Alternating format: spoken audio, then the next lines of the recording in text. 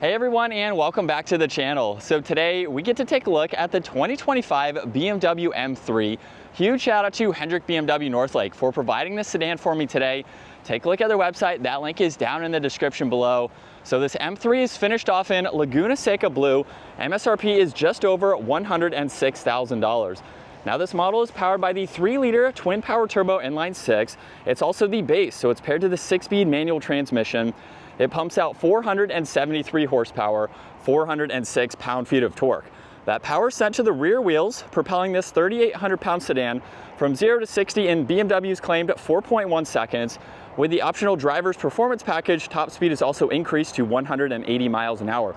Now this also has a fuel capacity of 15.6 gallons. You'll expect to see around 16 miles per gallon in the city, 23 out on the highway. This also has a wheelbase of 112.5 inches. Its overall length is 189.1. It has a width of 74.3 and a height of 56.6 inches. Now we have pretty much a fully loaded base M3, so we have a lot to go over for this particular model, and I think it also looks really neat in this individual color. Now up front, you'll notice there's the large kidney grille along with the forward-facing camera. There's also plenty of cutouts to provide a lot of cooling to the components up front. This is also equipped with LEDs for the headlights, DRLs, and turn signals, with a dark housing for those headlights too. And then up front, you will notice a lot of carbon fiber accents. It's in the massive inlets on both sides. There's also a combo of gloss black too, with more inlets on the side there to provide better cooling and aerodynamics. There's also some really neat angular lines running throughout the front, and then the lines that go off the top of the grille into those indentations in the hood just makes it flow very nicely. Now as we take a look at the side, this has a staggered setup for the wheels. They are finished off in gloss black with that multi-spoke design. This model is also equipped with the carbon ceramic brakes, so you'll see those massive bronze calipers there. Power folding side mirrors with carbon fiber for the mirror cap. There's the turn signal as well as the camera, and then carbon fiber for the entire roof. Now there's more gloss black for all the window trim. It's also on the lower side skirt there, which as you can tell protrudes outward slightly to give it a great sporty look. And then there's some great lines that run down the side. And then in back, this has the carbon fiber trunk mounted spoiler. There's also LEDs for the taillights, backup camera, all the parking sensors. And then there's the quad tip dual exhaust with more carbon fiber for the entire diffuser. There's also the fins there to give it more of that sporty vibe. Now you can use the button on the key fob or the button on the trunk lid to open up this power trunk, where you have a good bit of space for this sedan. So you have a little bit of space on the left as well as over on the right. There's no storage or spares underneath the floor, but you can fold down these back seats, so just pull on those tabs. That will give you a lot more interior space, making this a practical vehicle that you can daily drive and put in items with you as needed. Now as we take a look at the interior, we do have the proximity door handles, so you can unlock it from the back, where this has a beautiful interior. There's Harman Kardon for the audio, the brushed accents with the interior lighting, storage in the lower section, as well as the release handle there. And then we have black for the interior, as well as having the BMW colors stitched on the seat belts. Now at 5'10", as I hop into the back, I have plenty of space. There's a lot of leg room. There's also vents in the middle, along with temperature adjustments, some auxiliaries too. And then at my height, even with a hat on, I have about a ½ inch or so of headroom. So it's pretty spacious for adults to be in the back here. And right in the middle, you can fold down this middle seat if you need to. There's no cup holders or anything, but the cup holder storage is pretty large for drinks on the side there. And then we have a nice headliner, and as you can tell, carbon fiber front seats with a lot of cutouts in them to give them that sporty vibe, but also pretty comfortable from the front, as you will see. So let's take a look at the driver door panel, where there's the memory seating adjustments, all the window controls, side mirror adjustments, trunk release, and more storage. And then these carbon fiber bucket seats are also automatic. So we have all those adjustments down on the side and a very high bolster support there. That is the only thing that's a little bit hard to clear, but once you get in, it's a great place to be. Now this model's also spec'd with the Alcantara steering wheel with the flat bottom design and more carbon fiber accents. But let's bring this to life now with my foot on the brake and the clutch. We can start this up.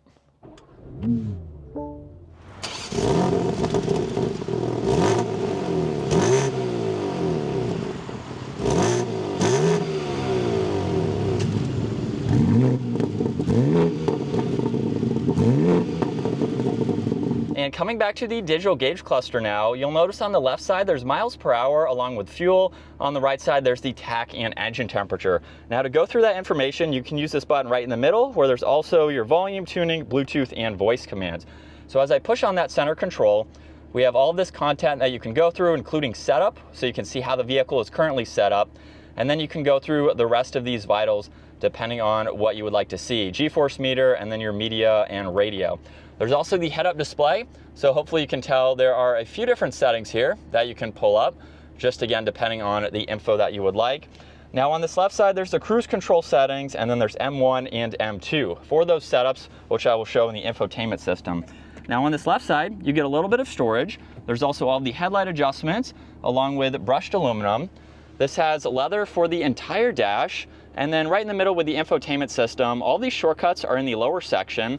And you can also use the rotary dial down below. So you can get into Apple CarPlay, Android Auto. This even has the M Drift Analyzer.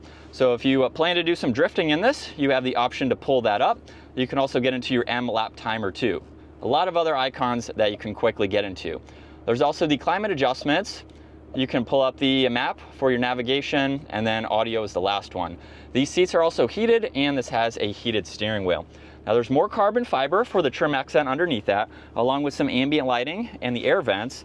There's power and volume tuning, some defrosters, a little bit of storage in front of the cup holders here where there's also auxiliaries and more carbon fiber on that cover. There's the 6-speed manual, so just push it all the way to the left and up, or you get the backup camera, and then you have these angles on the right side there, so you can quickly pull those up. There's also automatic parking and backup assistance, which is really neat to see, especially for this manual. So you have no shortage of visibility around the entire vehicle, and then we have the rest of these 6 gears to go through. Now on this left side, there's a shortcut to the forward-facing camera, so you can pull that up in full screen. There's also parking sensors, engine start-stop. There's also the setup mode, so this is how you can go in between M1 and M2 and configure your chassis. You have your gear assistance, engine, steering, braking. You can go through all of this and have those shortcuts ready to go.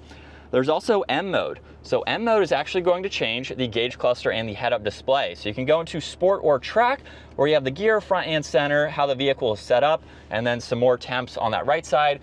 And then the RPM is going to be very large on the head-up display. So nice to see that. There's also the exhaust note that you can use, the e-brake with traction control. You do get a little bit of storage down below where you have wireless charging and an auxiliary. And then there's also plenty of space in the glove box. Up top, there's garage door buttons as well as the dome lights. And then here's a look at visibility. It is very easy to see in both directions. So you have a small vehicle, but you have a lot of glass to be able to see. So as we set off now behind the wheel for the M3, if you're new to the channel, we recently had an M3 competition for a week that had these exact seats, the same steering wheel, the carbon ceramics. It was pretty much the same, minus having all-wheel drive, of course, with a lot more power and not having the manual transmission. We got to take that to the mountains and really experience the performance, the handling characteristics that the M3 in general has to offer. So today we won't be doing any performance driving, but you can take a look at that video if you want to see how this vehicle is going to perform. We do have a little bit less power with the manual transmission and rear wheel drive, but nonetheless, this is going to be an amazing car, and I think I'm sitting in a dream spec with the blue, with the manual, with these seats. This is pretty much how I would spec an M3 if and when I choose to buy one. So let's just highlight the manual transmission since I have the full reviews on a lot of other M3 competitions. This is very fun. I've only put a few miles on it here so far, but the clutch pedal is very light and the shifter seems very engaging. I know with a lot of the new BMW models, especially with the M2, the manual M2, the manual M4, the shifters are kind of different, but this feels really good. I like the shifter in this. I could definitely see driving this every day. It's not quite like the Toyota Supra, which is interesting because that's a BMW as well. So it's interesting they do have a different feel to them compared to that. So I'm just using that as a comparison. But honestly, I like it. This is very fun to drive. And it's crazy to see how light that clutch pedal is. So you could daily drive this. If I were to buy this, this would be my daily driver. And so I like the feedback in the shifter here and just how the clutch pedal feels as well. And with the M3 in general, you are getting a very fun family style vehicle. When I need to have space for car seats or kids, more people, this is a great option to go with, and it still allows you to have something that is performance oriented. So for all of us gearheads and car enthusiasts, you don't want to get just some boring sedan. You can get an M3. It will do everything being a sedan, and you can just have a little bit of fun with it. And with the rear wheel drive model here, you can even do some drifting and just have a little bit more fun like that if that's something you choose to do. Now, if you are in an area where it rains a lot, like we have right now, you can go with the xDrive all-wheel drive system if you want a little bit more grip with your vehicle. But as we do a minor acceleration to get up to speed, it's so easy to drive. We have rev matching too, I believe, but I can also do it myself. The pedal box is pretty close, so that's very easy to do. And it's a fun vehicle. These seats are also very comfortable. My wife gave them the thumbs up, so if I were to buy an M3, these are the seats that I would have to go with. They are so incredibly comfortable. They hug me well for my size, so if you are a similar body type to me, they are very comfortable. The only thing is getting in and out, but I would definitely take the seats over a few times having to do that. Once you're in, you are ready to go. And from second gear, here we go. Just a mild acceleration, and we're up to speed here. It has a lot more potential, of course, so take a look at the comp videos to really see us getting in the higher RPM with that vehicle, just to give you a sense of what this will be like. Honestly, this is one of my favorite sedans that's available because you can get the manual transmission. You do have a lot of different options that you can go with. This one is pretty much fully spec'd. So we have the carbon ceramics, which I believe if this is with the carbon fiber package, that's about a $14,000 option or so. But with the carbon ceramics alone, maybe it's $6,000 or so. I would opt to not get those just because for daily driving and normal use, you don't really need those. But everything else, I think is really neat. These start right around $76,000 or so. So you have a lot of different options, and of course going with all-wheel drive if you want as well. It's a really fun family style sedan that offers you a lot of power and a lot of tuning potential too. These crank out a lot more power than BMW claims. So I know a lot of people always let me know that, but they dyno a lot higher than BMW states. So you can get a lot of power out of these engines. They're very healthy for going with a lot more power and just having a fun vehicle to drive. And then of course you can fit in people and just make this a practical, everyday, daily driving vehicle. So that is going to wrap it up for the 2025 BMW M3. Once again, a huge shout out to Hendrick BMW Northlake for providing this family sedan for me today. Take a look at their website. That link is down in the description. And if you enjoyed today's video, give it a huge thumbs up. Consider smashing that subscribe button so you can stay up to date with our daily uploads. And I will see you all in the next video.